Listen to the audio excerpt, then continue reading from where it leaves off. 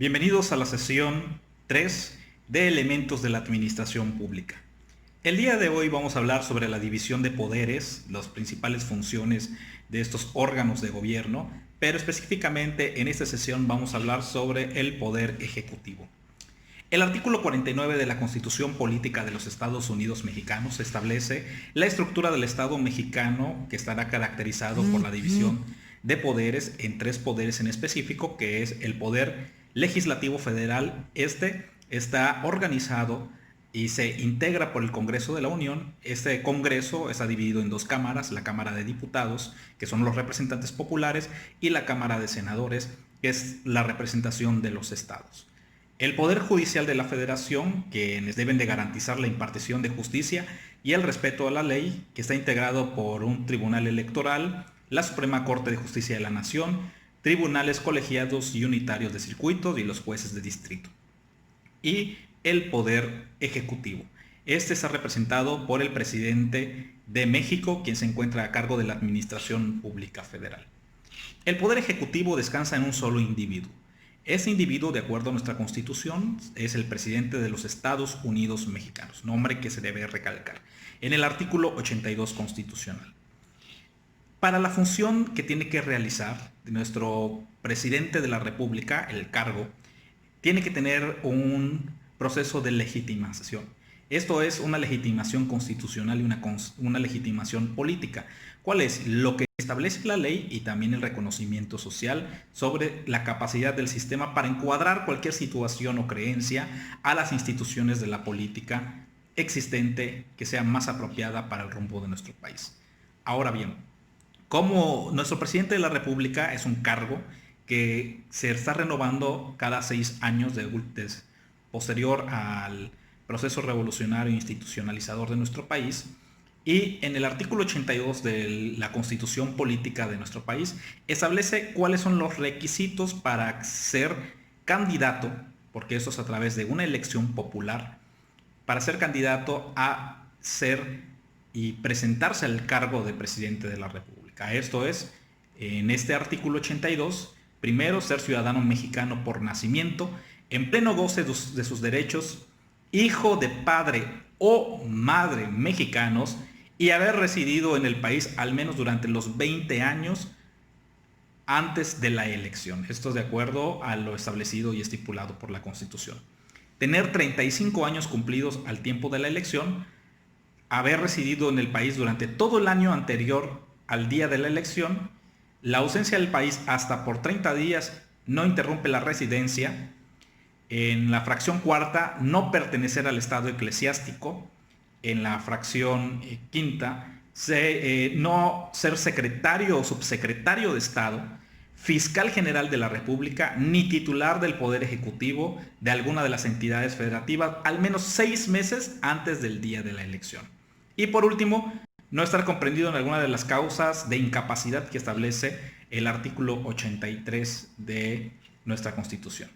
¿Cuáles son las facultades del Poder Ejecutivo? Las facultades del Poder Ejecutivo las podemos dividir en 3 partes. Primero, el de nombramientos.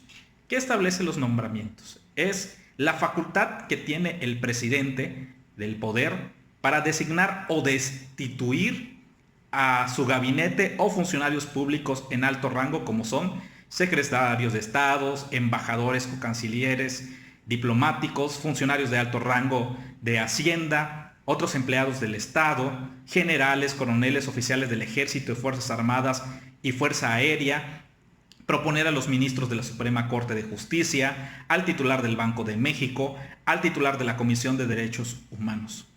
Recordemos que en el poder de la administración pública, en el Poder Ejecutivo, hay una pirámide establecida donde se determina como cabeza de esta pirámide el presidente de la República. Debajo de él hay toda una estructura funcional que es para el cumplimiento de todos los fines y los objetivos que establece la propia Constitución, que se tiene que realizar para garantizar todos los derechos establecidos por nuestra Carta Magna. Para hacer funcionar estos derechos o para el cumplimiento de ellos, se nombra pues a cada una de las áreas y despachos que por la propia necesidad del tema o cuando se renueva el Poder Ejecutivo, se hace una propuesta de una estructura piramidal sobre los cargos como son los secretarios, los subsecretarios y todo lo que representa el primer cuadro de la administración pública, que son directamente bajo la subordinación del presidente o del titular del Poder Ejecutivo. De ahí tenemos otro tipo de órganos. Estos órganos son los descentralizados y desconcentrados.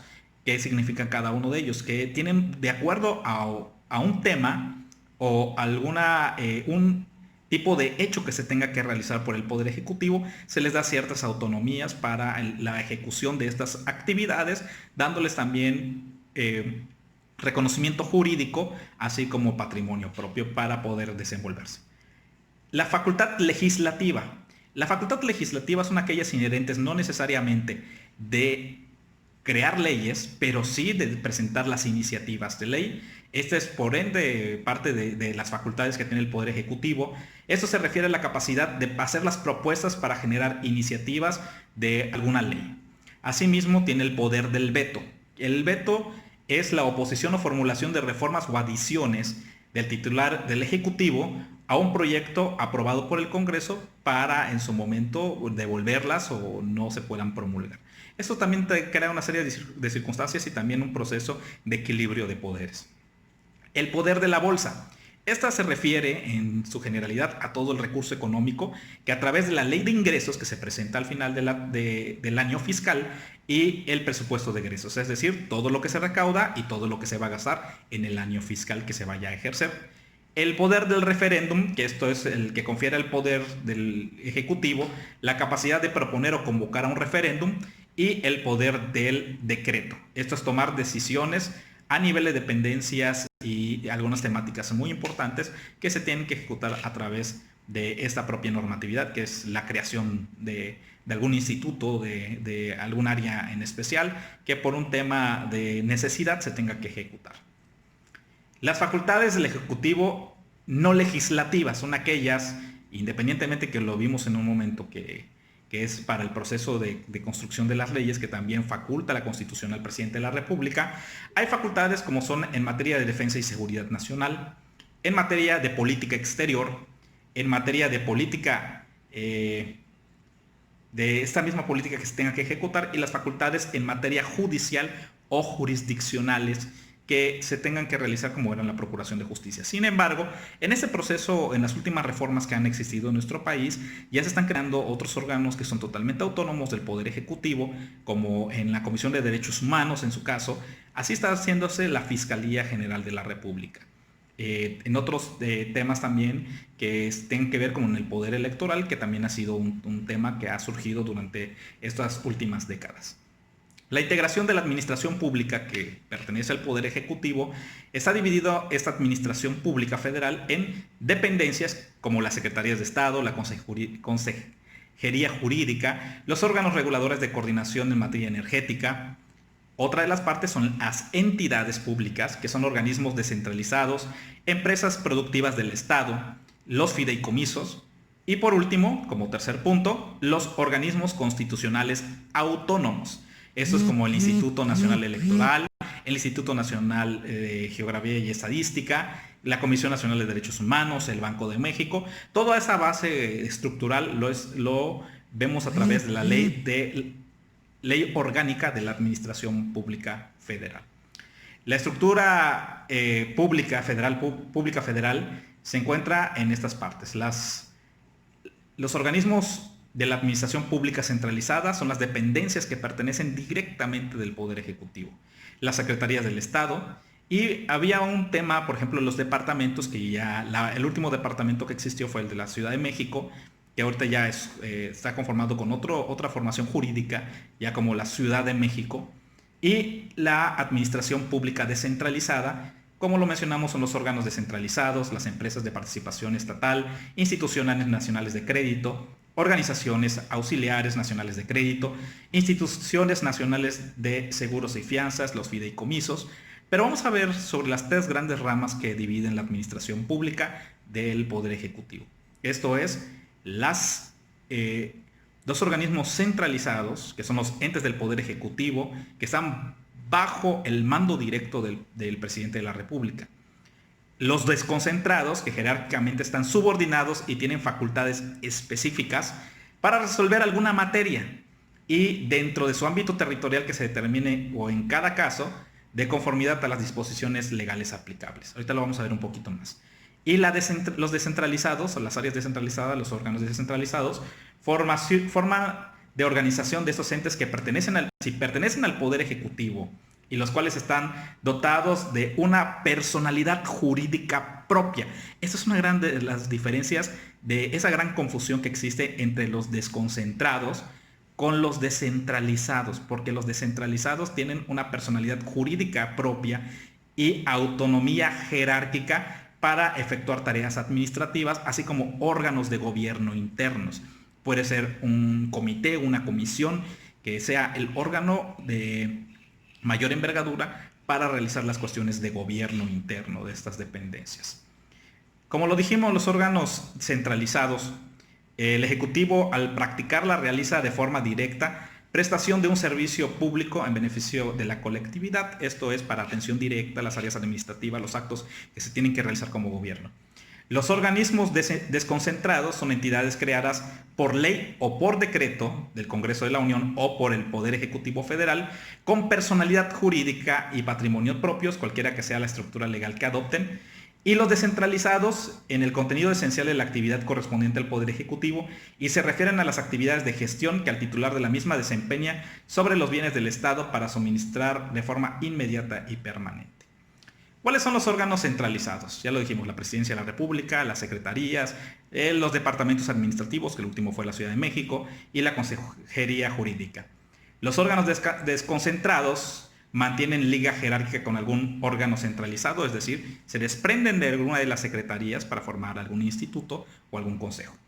Forman parte de la estructura orgánica de la Secretaría del Estado, poseen ciertas libertades de actuación técnica, son creadas, modificadas y extinguidas por ley, algún reglamento, decreto o acuerdo y cuentan con competencia limitada y cierta materia o territorio.